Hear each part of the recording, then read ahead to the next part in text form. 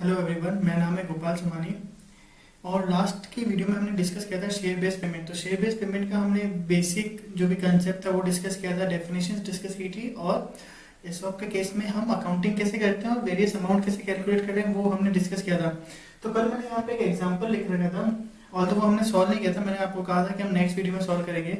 तो आज आज जो ये एग्जाम्पल लिखा है वो एग्जैक्टली सेम नहीं है, और तो कुछ मतलब स्टेप सेम है, बट इसमें एक नई चीज भी है। तो पहले वो मैं आपको वो कंसेप्ट एक्सप्लेन करूंगा, उसके बाद आज हम इस वीडियो में ये एग्जाम्पल को सॉल्व करेंगे। तो जो वो कंसेप्ट है वो है मॉडिफिकेशन का। मॉडिफिकेशन मतलब क्या हुआ, अगर अगर एक्सरसाइज प्राइस में कोई चेंज होता है, ठीक है, मतलब एक बार जब भी ग्रांट डेट होती है उस टाइम एक्सरसाइज प्राइस बताते हैं। अगर आने वाले ईयर्स में वेस्टिंग पीरियड में उस एक्सरसाइज प्राइस में कोई चेंज होता है जिसके कारण फेयर वैल्यू में चेंज हो जाता है, फेयर वैल्यू ऑफ ऑप्शन, अगर उसमें चेंज हो जाता है तो उसका एडजस्टमेंट कैसे करना है। ठीक है, अगर फेयर वैल्यू ऑफ ऑप्शन में दो केस हो सकते हैं, या तो फेयर वैल्यू इंक्रीज होती है, अगर इंक्रीज हो रही है, या फेयर वैल्यू डिक्रीज हो रही है। फेयर वैल्यू इंक्रीज कब होती है? जनरली अगर हम एक्सरसाइज प्राइस कम कर देते हैं, अगर एक्सरसाइज प्राइस कम कर देते हैं तो फेयर वैल्यू उसकी ऑप्शन की इंक्रीज हो जाती है, क्योंकि एक्सरसाइज प्राइस कम कहने का मतलब क्या हुआ, अब एम्प्लॉइज कम पैसा देंगे, ठीक है ना। तो इसलिए कंपनी के लिए उसकी कॉस्ट बढ़ जाती है ऑप्शन की, तो इसलिए ऑप्शन की फेयर वैल्यू बढ़ जाती है, और इस केस में रिवर्स जाता है। तो अगर फेयर वैल्यू कम हो रही है तो उसका कोई एडजस्टमेंट नहीं करना है, ठीक है। बट अगर फेयर वैल्यू बढ़ रही है तो उसका हमें एडजस्टमेंट करना है, ठीक है। तो उसके लिए हमें क्या देखना पड़ेगा कि उसमें इंक्रीज कितना हो रहा है फेयर वैल्यू में।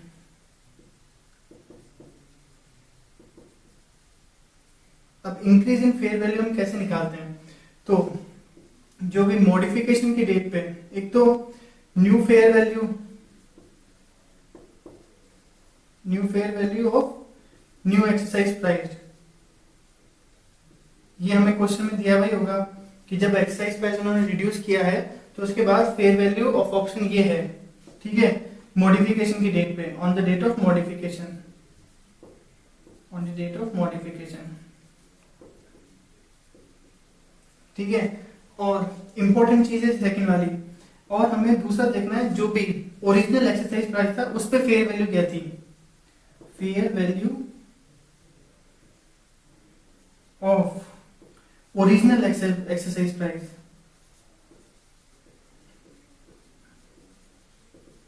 बट यहां पे है on the date of modification, ये इंपॉर्टेंट है।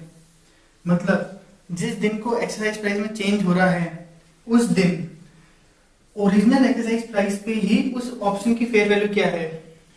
मतलब फेयर वैल्यू जो हमें क्वेश्चन में इनिशियली दे रखी है ग्रांट डेट पे वो नहीं लेनी है, मॉडिफिकेशन की डेट पे उस एक्सरसाइज प्राइस पे क्या उसकी फेयर वैल्यू होती है वो फेयर वैल्यू लेनी है। तो नई फेयर वैल्यू में से ऑप्शन की मतलब मॉडिफिकेशन की डेट पे ओरिजिनल एक्सरसाइज प्राइस की जो फेयर वैल्यू थी वो रिड्यूस करेंगे, वो हमारा इंक्रीज होगा। तो ये जो इंक्रीज इन फेयर वैल्यू होता है, इसे हमको जो भी रिमेनिंग वेस्टिंग पीरियड होता है उसमें हमें डिवाइड करके रिकॉग्नाइज करना होता है। उसको ओवर द पीरियड जो भी रिमेनिंग वेस्टिंग पीरियड होता है उसमें हम डिस्ट्रीब्यूट कर देंगे रिमेनिंग वेस्टिंग पीरियड में। तो ये एक कंसेप्ट है मॉडिफिकेशन का। अगर एक्सरसाइज प्राइस में चेंज होता है जिसके कारण फेयर वैल्यू इंक्रीज या डिक्रीज होती है, अगर फेयर वैल्यू डिक्रीज होती है तो उसका कुछ एडजस्टमेंट नहीं करना है, बट अगर फेयर वैल्यू इंक्रीज होती है तो ये एडजस्टमेंट करना है। तो ये वाला जो चीज है वो इस एग्जाम्पल में इंक्लूडेड है। तो अब हम ये एग्जाम्पल करते हैं।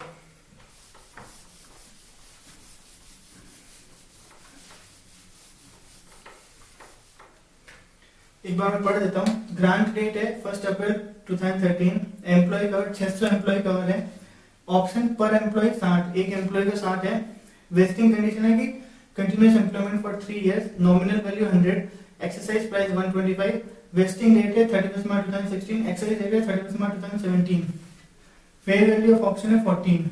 अब हर 31 मार्च को अलग अलग ईयर में क्या क्या पोजीशन है दे रखी है। एम्प्लॉय कितने एम्प्लॉय लेफ्ट 2014 में 30, 15 में 35, 28। Estimated employ to be left, आगे आने वाले समय में कितने एम्प्लॉय छोड़ेंगे, तो इधर 70 है, इधर 30 है, इधर कुछ नहीं, क्योंकि ये लास्ट वेस्टिंग पीरियड है। ठीक है, तो इसमें कुछ एस्टिमेट करना ही नहीं, यहाँ तक जो भी है फिर वो ओरिजिनल हमें पता चल जाता है।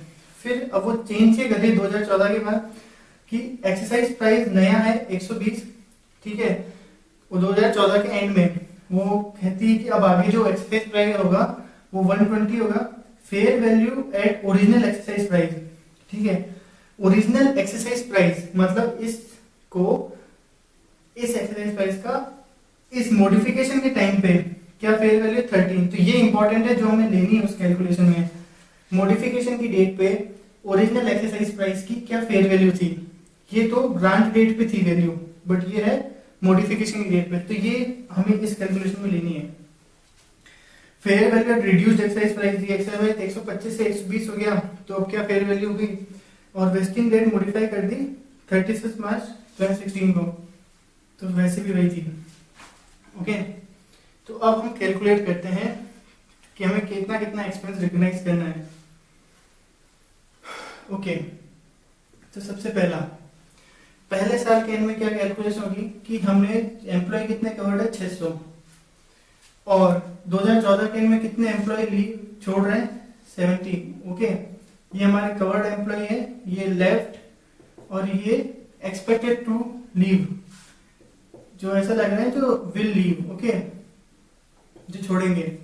तो 500 एम्प्लॉयज का हमें कैलकुलेशन करनी है, और 500 एम्प्लॉय को 60 का ऑप्शन दे रखे हैं, मतलब 30,000 ऑप्शन दे रखे हैं, और फेयर वैल्यू कितनी है कि अभी तक 2014 तक तो 14 है, मतलब 4,20,000।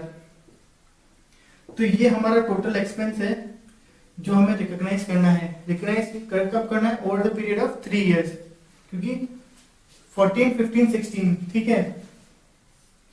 तो अब ये टोटल है, अब पहले साल में फर्स्ट ईयर में कितना करना पड़ेगा, 4,20,000 डिवाइड बाई 3 मल्टीप्लाई बाई 1, तो 1,40,000 ये पहले साल का होगा।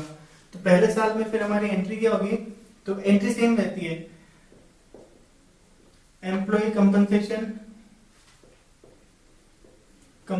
Account debit to stock option outstanding. तो ये पहले साल हमारी 1,40,000 से हो जाएगी, ठीक है। फिर सेकेंड एंट्री में क्या होता है, ये जो हमारा आउटस्टैंडिंग, ये जो बैलेंस होता है एम्प्लॉय कंपनसेशन का, ये ट्रांसफर हो जाता है P&L में। तो P&L account debit to employ compensation account,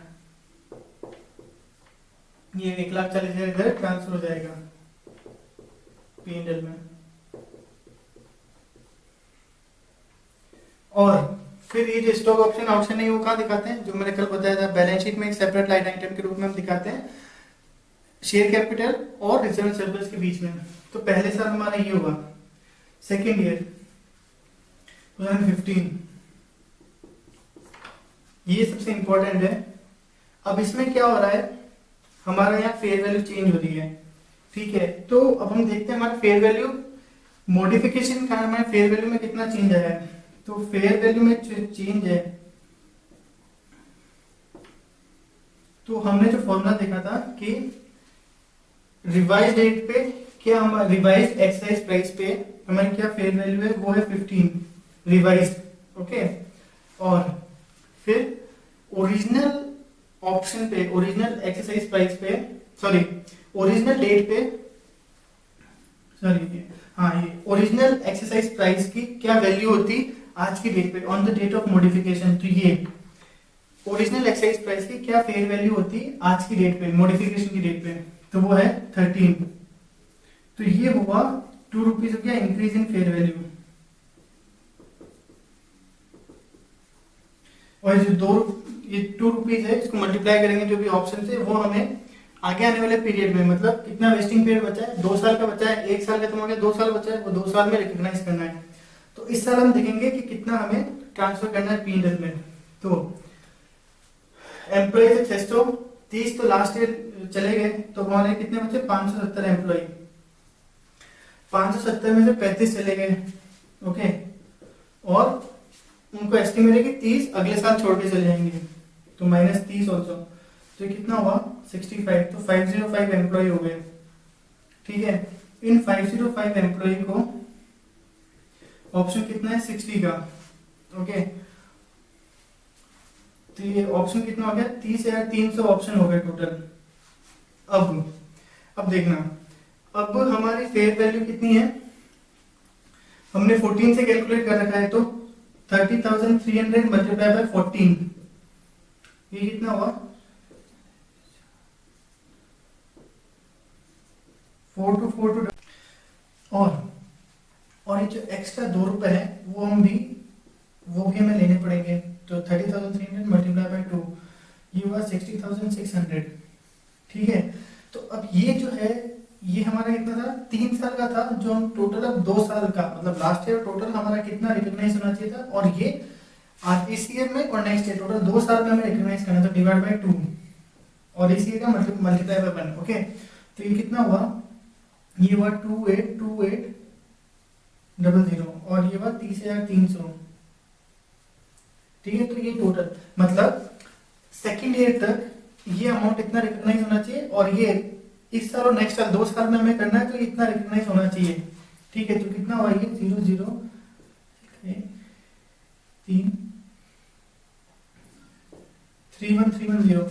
तो सेकेंड साल के एंड तक 31,31,00 रिकॉग्नाइज होना चाहिए एक्सपेंस। ओके, तो 31,31,00 होना चाहिए, और कितना हम ऑलरेडी रिकॉग्नाइज कर चुके हैं 1,40,000। तो ये कितना हुआ 001,371। तो ये जो है एक्स्ट्रा 173,100, ये हम रिकॉग्नाइज करेंगे नेक्स्ट ईयर में। मतलब ये जो 2 एंट्री है ये हमें इस ईयर में इस अमाउंट से पास करनी है, जो भी हमारा एक्स्ट्रा अमाउंट है। तो एक बार वापस देखो, ये था हमारा लास्ट ईयर से चल रहा था, तो 3 डिवाइड बाय 2, ये बैलेंस हमें 2 सेकंड साल के अंत तक होना चाहिए, और ये जो एक्स्ट्रा आया है 2 रुपए का, वो इस साल का अमाउंट इतना, मतलब इतना होना चाहिए रिकॉग्नाइज।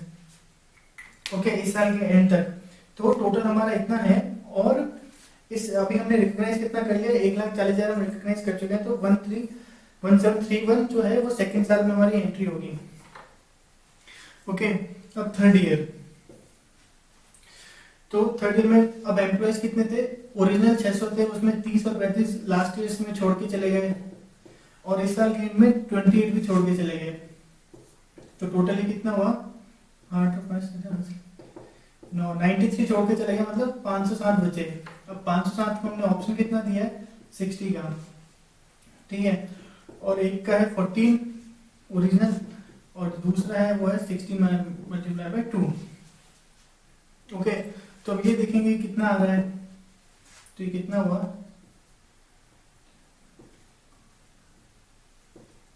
ओके, तो ये है 30,420 मल्टीप्लाई बाय 14, और ये हुआ 30,420 मल्टीप्लाई बाय 2। तो ये तो हो गया 60,840, और वो कितना हुआ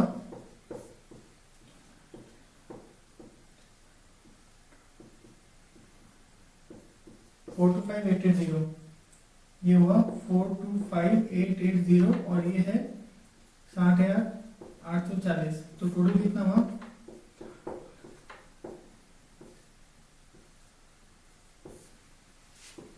486,720। ये हमारा टोटल एक्सपेंस रिकॉग्नाइज होना चाहिए था। ठीक है, टोटल एक्सपेंस हमारा रिकॉग्नाइज होना चाहिए 3 साल के एंड तक, और अभी तक हमने टोटल कितना रिकॉग्नाइज किया है, हमने लास्ट ईयर तक दिस प्लस दिस, मतलब वही 313100 रिकॉग्नाइज किया है। तो इस साल में कितना रिकॉग्नाइज करना है थर्ड ईयर में, थर्ड ईयर मतलब 2016 के एंड में, तो कितना हुआ वो 026,371, 1,73,620। तो सेकेंड ईयर में ये अमाउंट से एंट्री हुई, थर्ड ईयर में जो एंट्री होगी वो इस अमाउंट से होगी 1,73,620। मतलब पहले 3 साल में ये एंट्रीज होगी। ओके,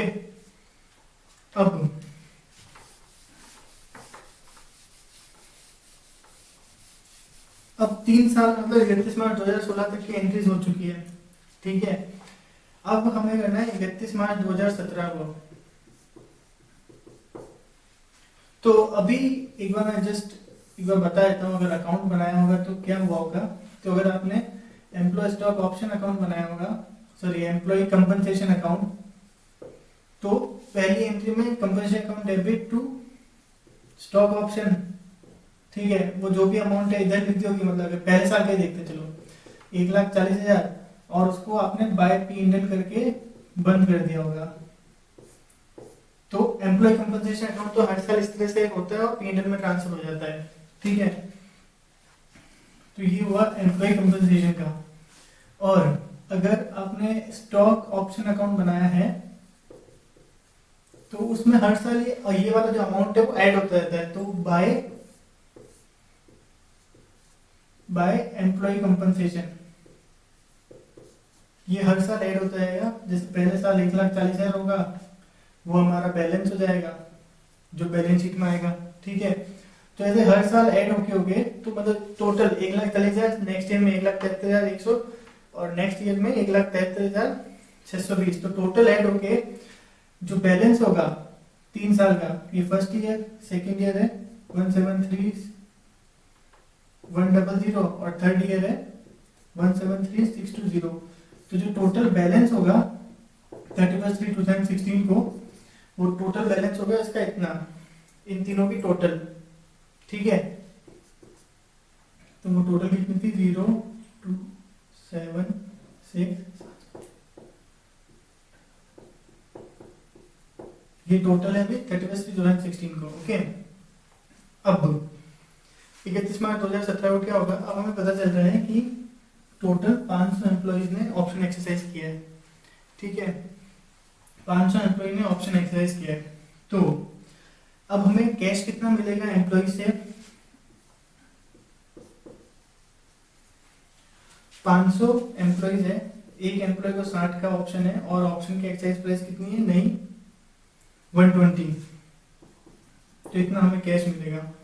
कितना ये 30,000 मल्टीप्लाई बाय 120, ओके, ये हुआ 36,000,000, ये हमें कैश रिसीव होगा, ठीक है। अब उस कैश में सिक्योरिटीज प्रीमियम कितना है, तो सिक्योरिटीज प्रीमियम की कैलकुलेशन कैसे होती है कि जो भी हमारा एक्सरसाइज प्राइस है प्लस जो हमारी एक तो फेयर वैल्यू होती है, फेयर वैल्यू ऑफ ऑप्शन। तो यहाँ पे देखो ये इंपॉर्टेंट बात है, फेयर वैल्यू ऑफ ऑप्शन हमने 14 डिसाइड की थी, जो 14 चल रही थी, उसके बाद जो भी डिफरेंस हुआ था फेयर वैल्यू का 2 रुपए, वो भी हमने ऐड किया था। तो 14 + 2 16, ये हमारी कॉस्ट है। 14 तो हम रिकॉग्नाइज कर ही लेते, 2 जो मॉडिफिकेशन के कारण हुआ वो भी हम एक्स्ट्रा रिकॉग्नाइज कर लेते, मतलब टोटल 16। तो एक्साइज प्राइस है 120, ये है 16। तो ये टोटल माइनस जो भी नॉमिनल वैल्यू है शेयर्स की, तो नॉमिनल वैल्यू है 100, तो 36 हमारा सिक्योरिटीज प्रीमियम हुआ, ठीक है। तो हमें कैश रिसीव हुआ इतना, ओके, और सिक्योरिटीज प्रीमियम हमारा इतना, ठीक है। तो अब हमें देखना है कि जो भी हम शेयर इश्यू कर रहे हैं उसमें तो एक ही कैलकुलेशन ये, एक ही कैलकुलेशन ये है। तो अब जो भी हम शेयर इश्यू कर रहे हैं उसमें कैपिटल का हिस्सा कितना है और सिक्योरिटीज प्रीमियम का हिस्सा कितना है। तो हम शेयर कितने इश्यू कर रहे हैं, 500 एम्प्लॉइज है और 60, मतलब 30,000 शेयर हम इश्यू कर रहे हैं, ठीक है। तो 30,000 मल्टीप्लाई बाय 100, वो तो हुआ 30 लाख। और सिक्योरिटीज प्रीमियम का क्या है, 30,000 मल्टीप्लाई बाय 36, तो 36 मल्टीप्लाई 3 10,80,000, ओके। ये हमारा वो हो गया कैपिटल, ये हो गया सिक्योरिटीज प्रीमियम, ये हमारा कैश रिसीव हो गया, ओके। और तो अब क्या होगा, ये हमारा बैलेंस चला रहा है 486। और एक लास्ट चीज, तो जिन लोगों ने ऑप्शन एक्सरसाइज नहीं किया होता है, ठीक है, तो उनका जो अमाउंट होता है वो जनरल रिजर्व में ट्रांसफर कर दिया जाता है। तो कितनों ने एक्सरसाइज नहीं किया है, 7 ने एक्सरसाइज नहीं किया है। तो 7 लोगों ने एक्सरसाइज नहीं किया है, उनको ऑप्शन कितने मिले हैं, 60, और ऑप्शन की वैल्यू कितनी है हमारी 14 और 2 16, राइट। तो वो कितना हुआ 420 मल्टीप्लाई बाय 16, 6720। तो ये जो होता है जनरल रिजर्व में ट्रांसफर हो जाता है। तो देखो लास्ट ईयर में हमें क्या क्या कैलकुलेशन करनी है। सबसे पहले हमें देखना है कि हमें कैश कितना मिलेगा, तो जो भी एक्सरसाइज प्राइस है वो हमें कैश रिसीव होगा, ठीक है। दूसरा, अब जो भी कैश रिसीव है वो कैलकुलेट करेगा। अब हमें देखना है जो शेयर इशू कर रहे हैं उसमें कैपिटल का इतना हिस्सा है सिक्योरिटीज प्रीमियम। तो सिक्योरिटीज प्रीमियम मतलब exercise price plus fair value of option minus nominal value. तो हमारा सिक्योरिटीज प्रीमियम आ जाएगा। तो हमने कैलकुलेट किया कितना सिक्योरिटीज प्रीमियम है और कितना कैपिटल का हिस्सा है, और जितना एक्सरसाइज नहीं होता है वो जनरल रिजर्व में ट्रांसफर हो जाता है। तो ये जनरल रिजर्व में ट्रांसफर हो गया, ठीक है। तो अभी हमारा स्टॉक का बैलेंस इतना रहेगा, स्टॉक ऑप्शन का ये 486720, ओके, ये हमारा बैलेंस रहेगा। अब जो 2017 में ये हमारा बैलेंस है 16 में 31/3/16 को। तो जब 31/3/2017 स्टार्ट हो 17 में क्या होगा, सबसे पहले तो हमें कैश रिसीव हो रहा है। तो कल हमने एंट्री देखी थी cash account debit to stock option. तो कैश कितना हो रहा है 36 लाख, ठीक है। अब 2 में ये सब एंट्री कब हो रही है 31/3/2017 को।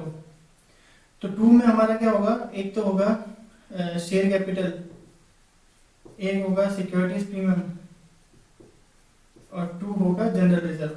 तो शेयर कैपिटल हमारी 30 लाख, जनरल रिजर्व है 10,80,000, ओके। और ये है हमारा कितना, जनरल सिक्योरिटीज में 10 लाख है, जनरल रिजर्व 6720। तो टोटल ये कितना हो रहा है इस साइड हो गया 36 और 4 लाख 40,86,720, और ये टोटल कितना हुआ 40,86,720।